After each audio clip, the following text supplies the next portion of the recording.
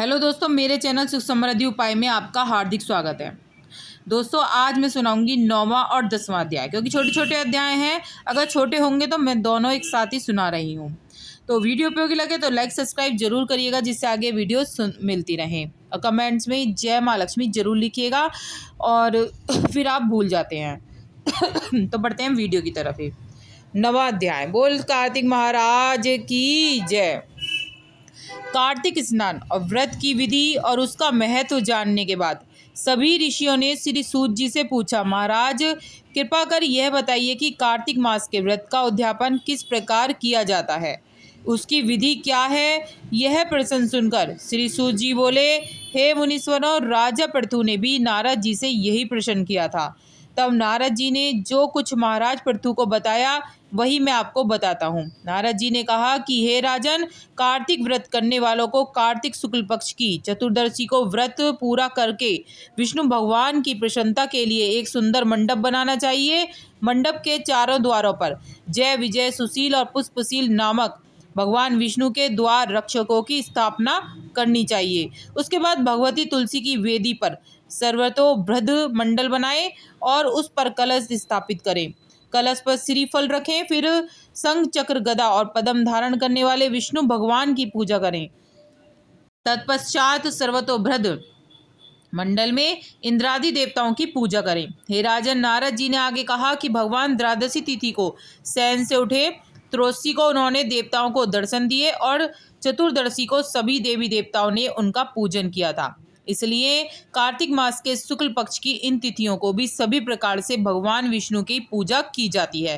पूजन के उपरांत रात्रि में भगवान के नाम का जागरण, कीर्तन और भजन तथा शास्त्रों का पाठ पठन करना चाहिए। हे राजन, दूसरे दिन प्रातः काल में अपनी श्रद्धा अनुसार ब्राह्मणों को भोजन कराना चाहिए और दक्षिणा भी देनी चाहिए।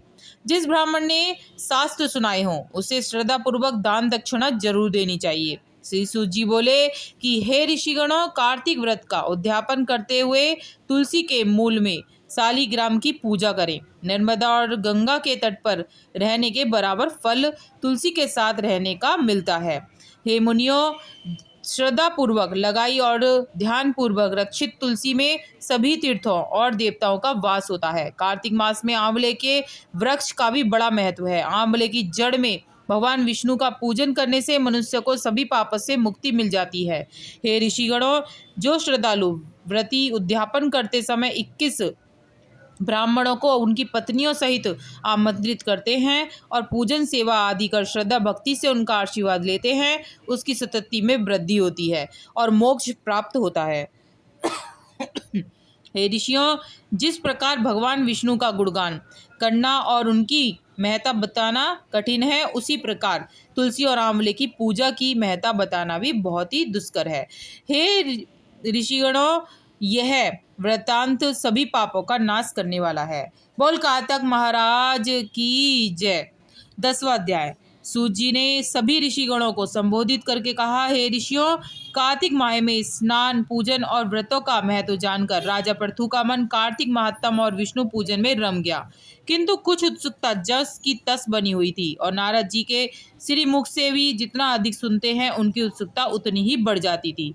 उन्होंने नारद जी से कहा कि हे नारद जी, आपने कार्तिक महात्म का बड़ा ही उत्तम फल कहा है। अब कृपा कर तुलसी का महात्म सिद्ध करने वाला दृष्टांत भी सुनाइए। यह सुनकर श्री नारद जी बोले, हे राजन, प्राचीन काल में सरादी पर्वतमाला में करवीरपुर नामक एक स्थान पर धर्मदत्त नामक एक ब्राह्मण रहता था।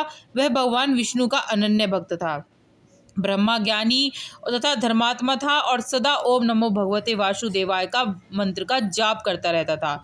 एक समय की बात है, एक दिन जब रात्रि का प्रथम पहर शेष था, वह पूजन की सामग्री की थाली लेकर विष्णु भगवान के मंदिर को चला।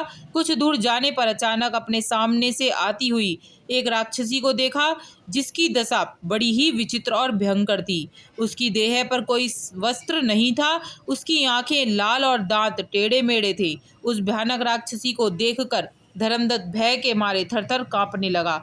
घूर घूर करती हुई वह उसकी ओर बढ़ने लगी। धर्मदत्त के पास अपनी रक्षा के लिए कोई शस्त्र अस्त्र नहीं था, अतः उसने पूजन के थाल में रखा तुलसी का मिश्रित जल लेकर उस पर फेंका। हे राजन, उसे भगवान शालिग्राम की अपार महिमा ही जाने कि शरीर पर जल का स्पर्श होते ही राक्षसी के सारे पाप धुल गए और उसे सद्वृद्धि हो गई उसकी।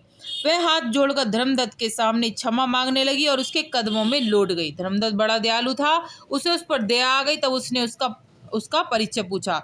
इस पर राक्षसी ने बताया कि मैं सौराष्ट्र देश के बिच्छू नामक एक ब्राह्मण की पत्नी हूँ। मेरा नाम कलह था। मैं बड़ी ही दुष्ट स्वभाव की थी। कभी भी मैंने पतिव्रता धर्म नहीं निभाया और सदा ही अपने पति से कलह करती थी। उसे उचित ढंग से भोजन नहीं देती थी। ब्राह्मण मुझे बहुत समझाता था, मैंने कभी भी उसकी बात नहीं मानी। अंत में दुखी होकर उसने दूसरा विवाह करने का विचार किया। तब भी मैंने अपने आप को सुधारने की नहीं सोची और विष खाकर प्राण त्याग दिए। तब यम के दूत मुझे पकड़ कर ले गए।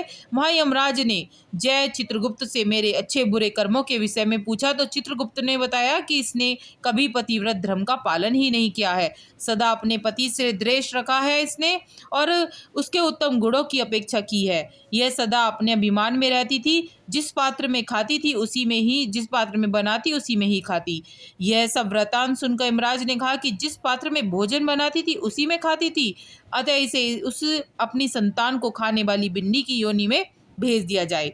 यह अपने पति से द्वेष रखती थी, अतः इसे विष्टा वाली सुकरी की योनि में भेज दिया जाए। इसने आत्महत्या की, इसके दंड स्वरूप इसे राक्षसी की योनि में भेज दिया जाए।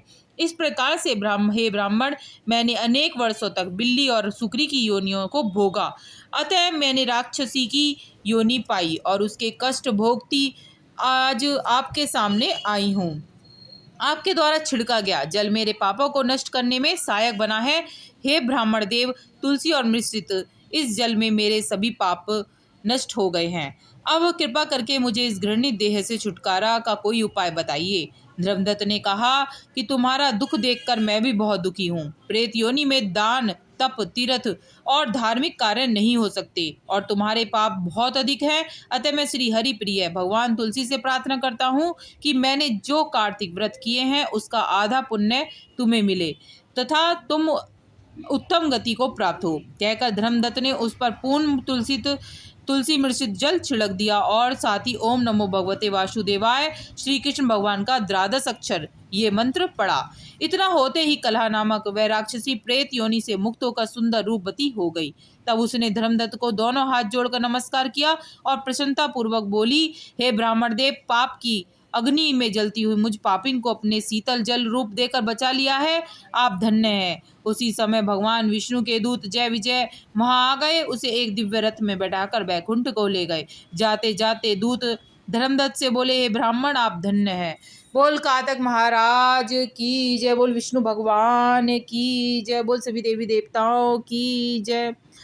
वीडियो उपयोगी लगे तो लाइक सब्सक्राइब जरूर करिएगा, जिससे आगे वीडियो मिलती रहे। मेरे चैनल पे कातक की बहुत सारी वीडियो है, आप देख सकते हैं, कहानी वगैरह। तो थैंक यू।